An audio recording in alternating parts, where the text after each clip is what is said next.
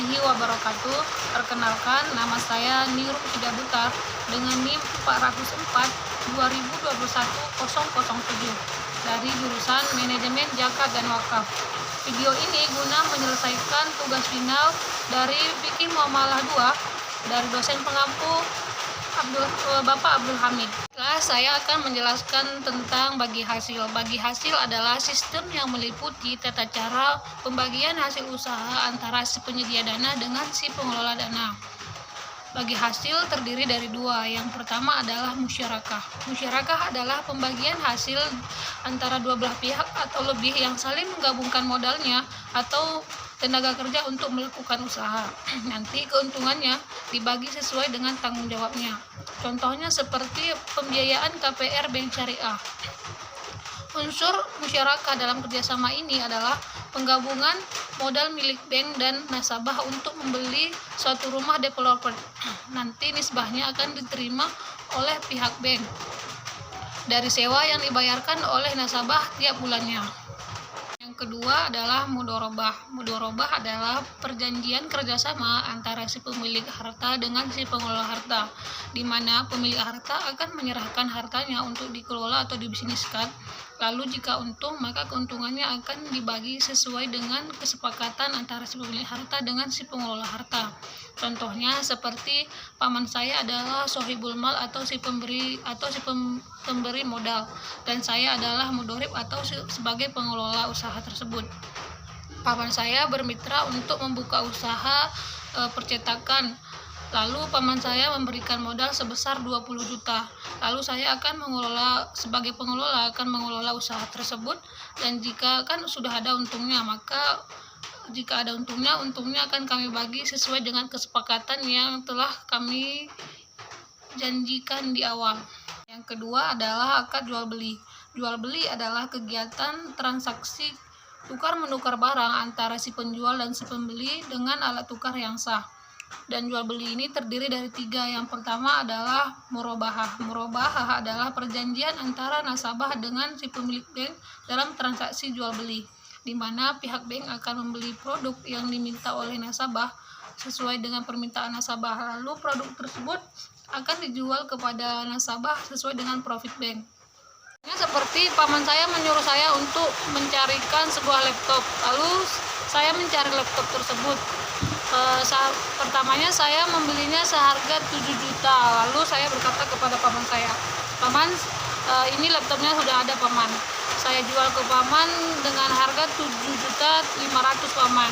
Harga awalnya sebenarnya 7 juta, tapi saya kasih ke paman 7.500.000. 500-nya sebagai uang upah capek saya, paman. Lalu jika paman tersebut menyetujuinya, maka terjadilah transaksinya." Kedua adalah salam. Salam itu adalah bentuk pemesanan seperti dari TikTok Shop, Shopee. Kita lihat dulu barangnya, habis itu kita kasih duitnya, baru barang tersebut dikirim. Adalah istisna. Istisna itu adalah suatu pemesanan sesuai dengan kriteria kita, yaitu contohnya saya menjahitkan baju ke tukang jahit, lalu saya minta dibuat bordirnya, habis itu dijahit dengan rapi dan dipasang dengan mutiara. Lalu jika sudah disepakati oleh si penjual dan si pembeli antara saya dan si penjahit, dan jika sesuai hasilnya, maka transaksi tersebut akan berlangsung. Tiga adalah sewa menyewa. Sewa menyewa adalah suatu bentuk persetujuan antara barang yang dipakai kepada pihak lain, dan sewa menyewa ini terbagi antara dua. Yang pertama adalah ijaroh. Ijaroh adalah yang dapat memanfaatkan barang tersebut yang tidak berujung kepemilikan.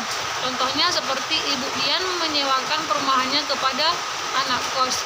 Ibu Dian sebagai penyewa mendapatkan bayaran, sedangkan anak kos tersebut dapat fasilitas perumahan tersebut pada batas waktu tertentu. Dan jika batasnya sudah habis, maka perumahan tersebut akan balik kepada Ibu Dian. Adalah IMBT. IMBT adalah ijaroh muntahiyah bitamlik, yaitu sewa menyewa yang berujung kepemilikan. Contohnya seperti Ibu Dian ingin membeli perumahan untuk dibuat kos-kosan untuk anak kuliah. tetapi harga perumahan tersebut 80 juta, sedangkan Ibu Dian hanya memiliki modal utamanya sebesar 15 juta. Lalu ia menjumpai pihak bank syariah bahwa dia ingin melakukan ijarah muntahiyah bitamlik. Lalu setelah dievakuasi oleh pihak bank akan membeli perumahan tersebut lalu disewakan kepada Ibu Dian, dan Ibu Dian akan memiliki kewajiban untuk membayar 6 juta per bulannya selama 1 tahun. Dan setelah batas waktu sewa menyewanya sudah habis atau sudah semua selesai dibayarkan, maka perumahan tersebut akan berubah kepemilikannya kepada Ibu Dian. Perumahan tersebut akan dibuat atas nama Ibu Dian. Yang keempat adalah pinjaman. Pinjaman yaitu pinjaman dana dari lembaga keuangan yang di dalamnya terdapat sistem syariat Islam dalam transaksinya. Pinjaman ini terbagi dua. Yang pertama adalah qard. Qard ini adalah pinjaman kepada nasabah dengan ketentuan nasabah wajib mengembalikan uang yang diterimanya kepada lembaga keuangan syariah sesuai dengan kesepakatan waktu yang telah disepakati antara nasabah dengan lembaga keuangan syariah. Contohnya seperti talangan naik haji. Nasabah yang merupakan calon naik haji akan diberikan pinjaman dana untuk persyaratan biaya perjalanan naik hajinya.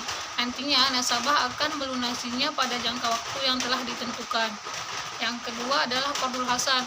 Qardul hasan ini adalah jenis transaksi yang diberikan kepada pihak yang membutuhkan yang sesuai dengan kriteria. Contohnya seperti orang yang mau naik haji atau umroh, untuk pendidikan dan untuk membuka usaha. Sekian dan terima kasih. Wassalamualaikum warahmatullahi wabarakatuh.